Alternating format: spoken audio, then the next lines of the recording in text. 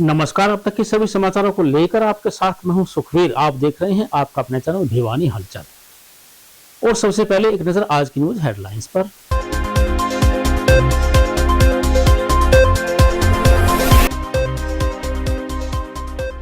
राजीव गांधी राजकीय महिला महाविद्यालय में जिला स्तरीय विज्ञान प्रदर्शनी का आयोजन।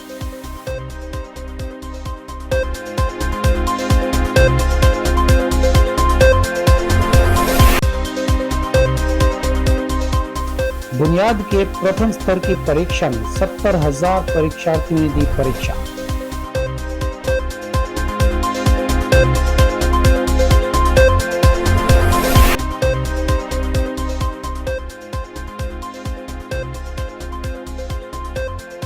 बारिश किसानों के लिए सोना, खेतों में दिखी हरियाली।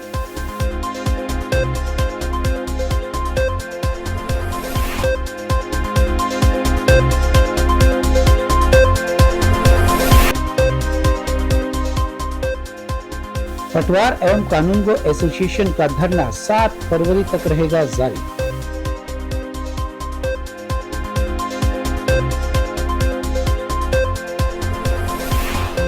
पंसारी की दुकान में चोरी करने वाले आरोपी को 24 घंटे में किया गिरफ्तार।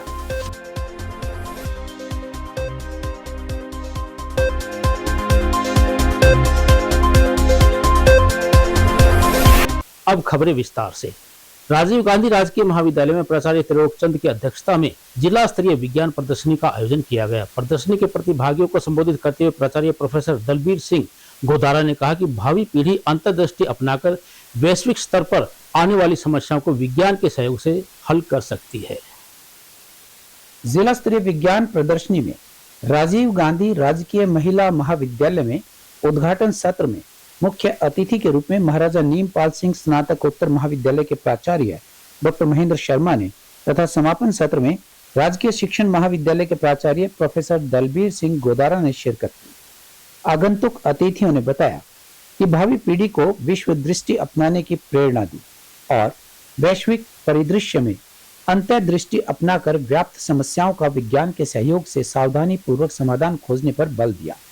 प्रतिभागियों ने भौतिकी, रसायन शास्त्र, प्राणी विज्ञान, वनस्पति विज्ञान, कंप्यूटर विज्ञान, मनोविज्ञान तथा भूगोल विषयों में विश्व की ज्वलंत समस्याओं का समाधान प्रस्तुत करते हुए अत्यंत आकर्षक और जनोपयोगी मॉडल बनाकर बड़ी आत्मविश्वास से रोचक एवं प्रभावी तरीके से उनकी कार्यशैली को समझाया।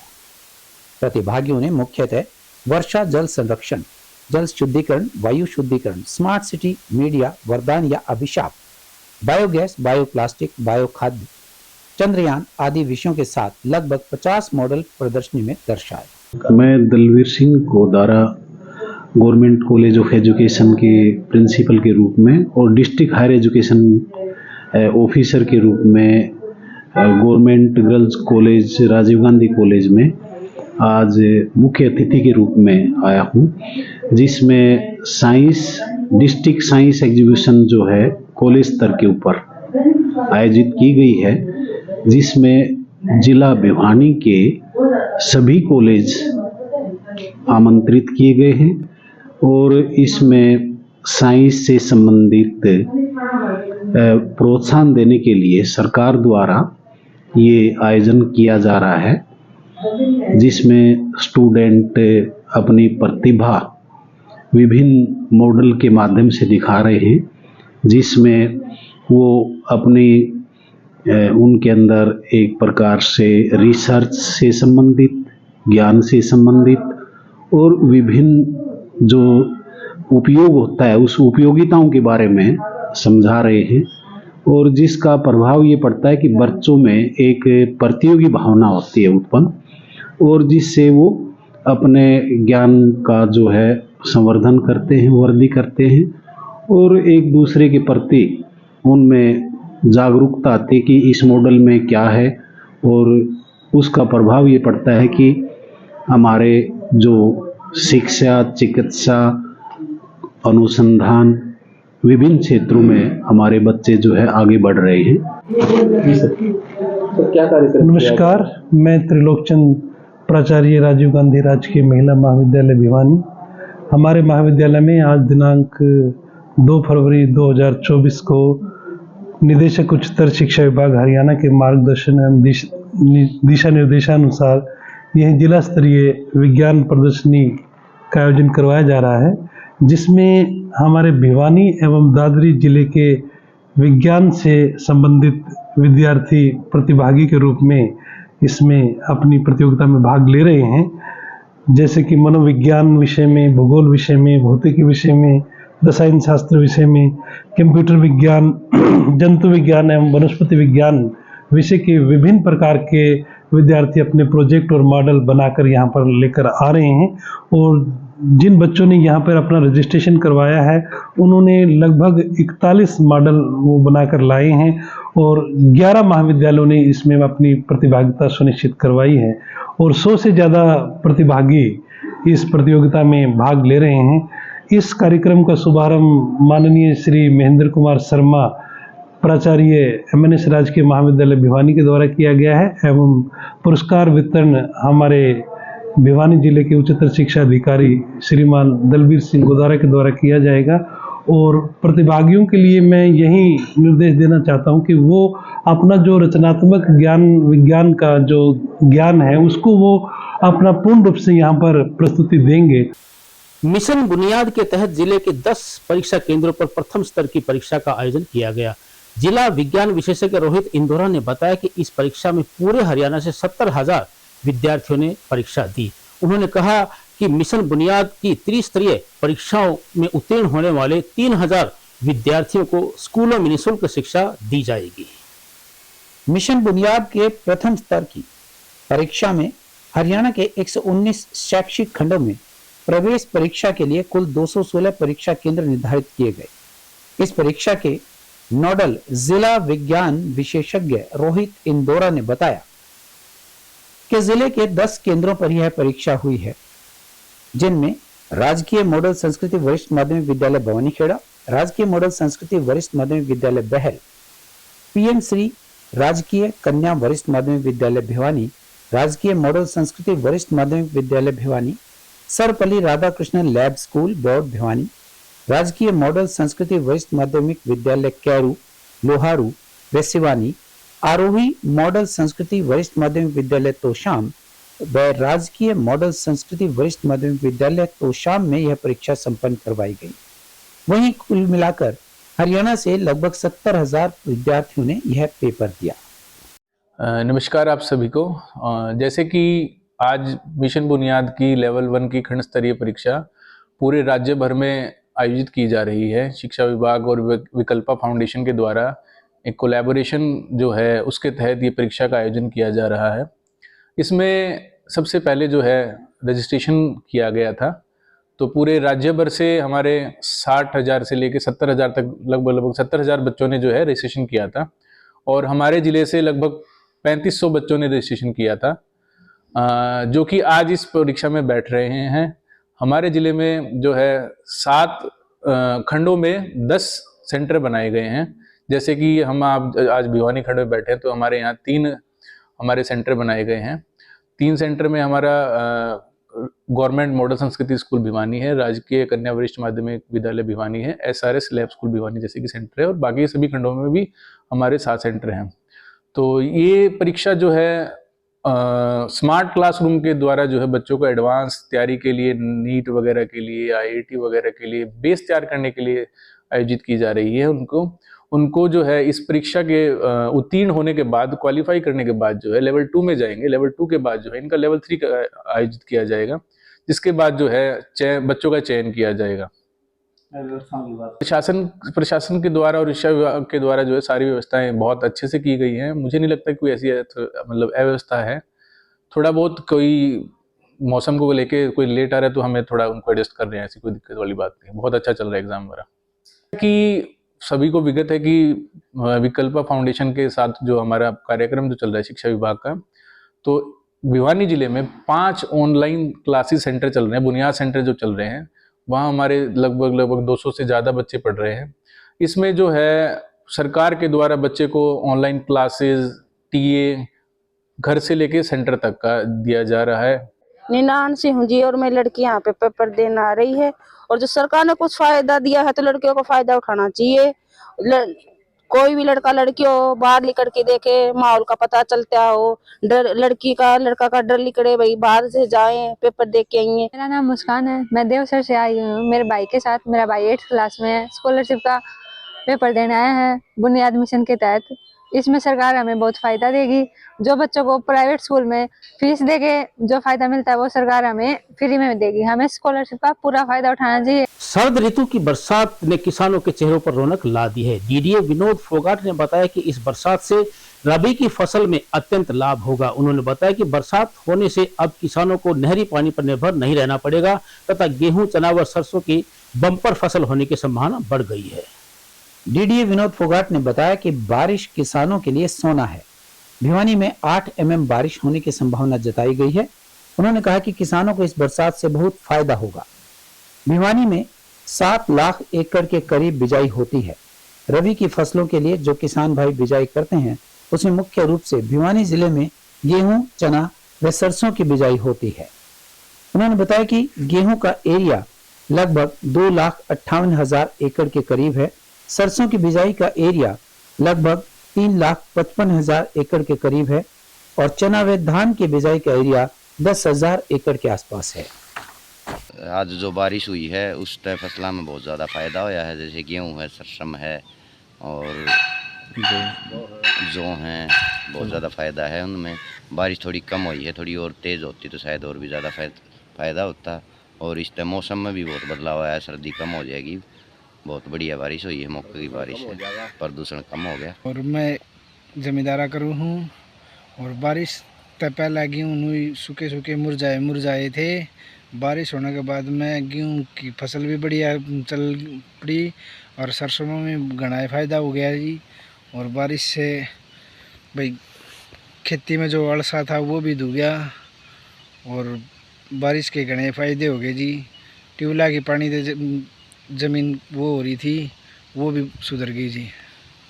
डीजल की बात करें तो जी अब इस बारिश से महीने भर पानी देने की ज़रूरत नहीं है, 1 महीने में 2 बार पानी देना पड़ता डीजल की भी। रामनिवास जी, क्या कहेंगे अगर बारिश की बात की जाए तो? बारिश थोड़ी हुई है जी, कोई गड़ा फाजाली को नहीं आया, बाकी ठीक से और हो जा तो। बाकी लेट बहुत कर दिए भगवान ने, काला तुम्हारे करे नूनी चढ़ की धरती में ट्यूबला पानी दे दे के नहर आंदी को नहीं। 2 एकड़ में गेहूँ है, 2 आम सरसों से बहुत आए सांग है काला तो फिर इसका कुछ तो फायदा होगा जी। भिवानी जिले में अगर हम जो जोत के लायक जमीन है या जिसके अंदर किसान बिजाई करते हैं वो लगभग 7 लाख एकड़, थोड़ा बहुत प्लस माइनस हो सकता है, एकड़ हर साल बिजाई होती है। और रबी फसलों के अंदर जिनकी बिजाई करते हैं किसान भाई उनमें मुख्य रूप से गेहूं, चना, सरसों और कुछ एरिया अपना जौ का भी होता है।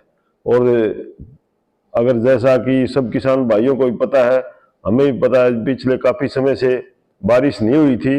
अब जो आज और कल में जो बारिश होने लग रही है वो किसानों के लिए बारिश ही नहीं, मैं तो ये कहूँगा एक सोना वर्षा है। इससे किसानों को एक पानी की बचत तो हुई है, साथ साथ बारिश की हम पानी से कंपेयर नहीं कर सकते। इसको पौधे को कई प्रकार से फायदा मिलता है, टेम्परेचर का मिलता है। और अगर हम बात करें तो एक आम जनजीवन के लिए भी प्रदूषण हो गया और काफ़ी समस्याओं से निजात मिली है। हमें बात करें तो गेहूं का जो एरिया है वो 2,58,000 के करीब है और सरसों की बात करें तो 3,55,000 है। बाकी ग्राम और चना और जो धान का एरिया है वो 10,000 और 8,000 के आसपास है। विभिन्न मांगों को लेकर धरना दे रहे पटवारियों ने हड़ताल को 7 फरवरी तक बढ़ा दिया है। पटवार एवं कानूनगो एसोसिएशन के पदाधिकारी बलवीर पटवारी ने बताया कि यदि सरकार उनकी मांगे नहीं मानती है तो धरने को अनिश्चितकालीन हड़ताल में बदल दिया जाएगा, जिसका असर सीधे तौर पर किसानों पर पड़ेगा, क्योंकि फसलों की गिरदावरी समय पर नहीं हुई तो फसलों की सरकारी खरीद भी नहीं हो पाएगी। बलबीर पटवारी ने कहा कि बढ़े हुए वेतनमान को 1 जनवरी 2016 से काल्पनिक और 25 जनवरी 2023 से वास्तविक रूप से लागू किया जाए, जबकि वो पीछे का एरियर भी नहीं मांग रहे हैं। फिर भी सरकार उनकी मांग नहीं मानती है तो सांकेतिक धरने को अनिश्चितकालीन हड़ताल में बदल दिया जाएगा। धरने की अध्यक्षता तहसील प्रधान विक्रांत शर्मा पटवारी ने की। वहीं जिला प्रधान सुनील कुमार ने कहा कि नायब तहसीलदार की परीक्षा जो हर 6 महीने पर होनी चाहिए वो पिछले 3 साल से नहीं हुई है। वहीं विभाग का कार्य लगभग ऑनलाइन हो गया है, तो पटवारियों और कानूनगों को भी ऑनलाइन कार्य के लिए अच्छे क्वालिटी के टैब और लैपटॉप दिए जाएं। पटवारियों पर कार्यों का बोझ है, जल्द से जल्द रिक्त पदों को भरा जाए। मेरा नाम बलबीर सिंह पटवारी है और मैं भिवानी तहसील में पटवारी के पद पर कार्यरत हूँ। सर, हमारी एक ही मांग थी कि सरकार पिछले वर्ष 2023 में जनवरी में हड़ताल की थी।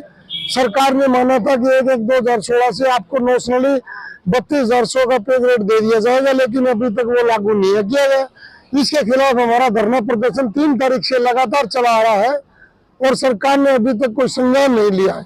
हमारी 2 मीटिंग हुई, एक ACS के साथ मीटिंग 29 जनवरी को हुई थी, उसमें भी कोई फैसला नहीं हुआ।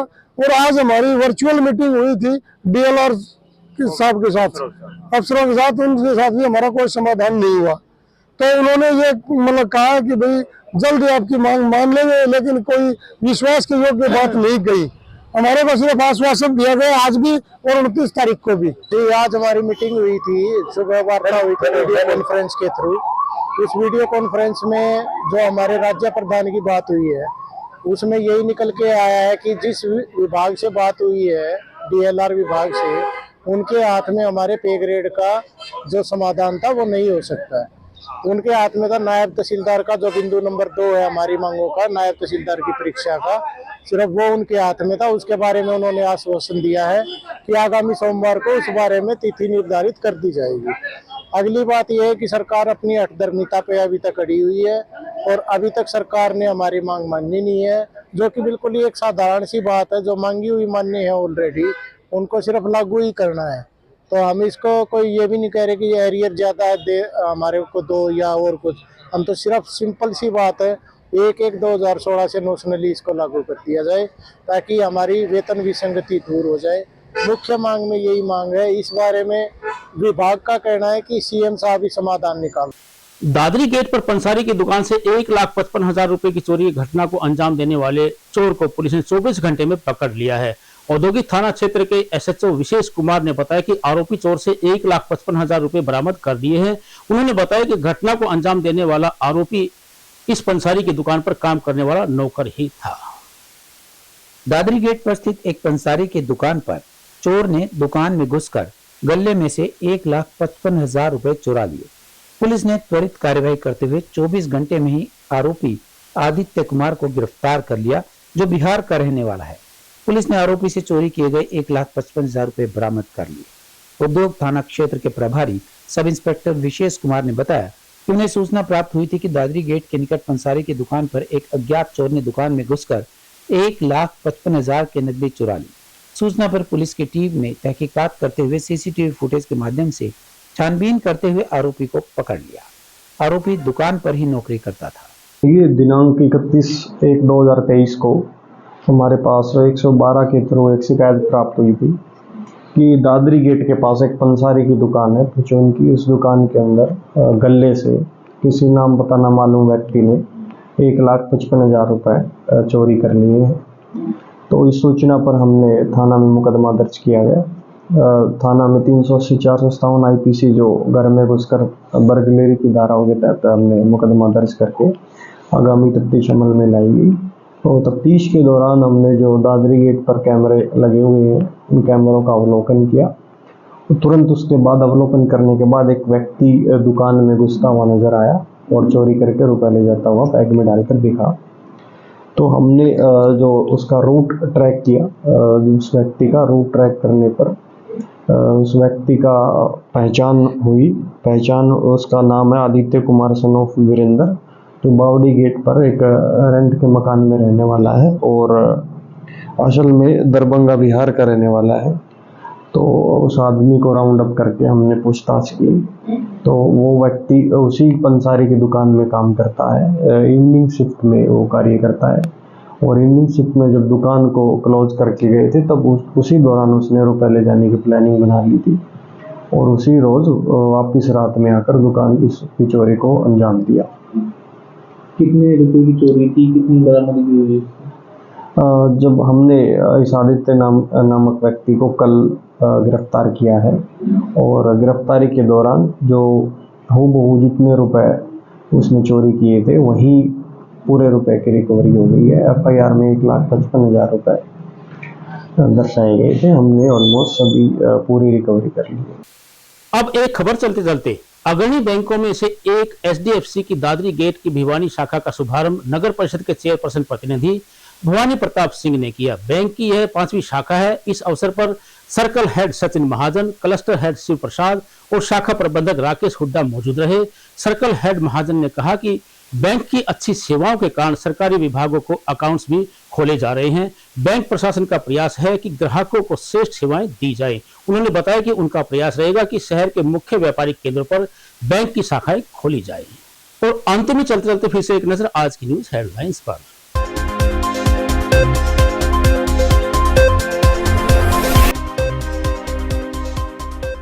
राजीव गांधी राजकीय महिला महाविद्यालय में जिला स्तरीय विज्ञान प्रदर्शनी का आयोजन।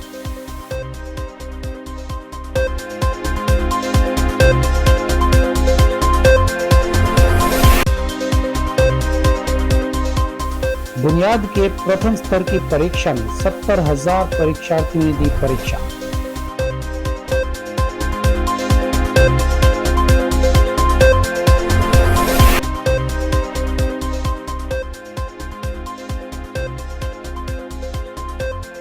बारिश किसानों के लिए सोना, खेतों में दिखी हरियाली।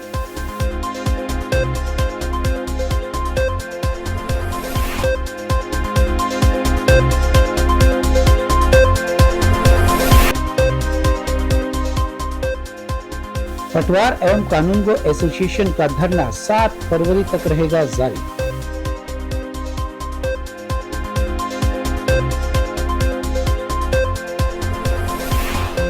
पंसारी की दुकान में चोरी करने वाले आरोपी को 24 घंटे में किया गिरफ्तार।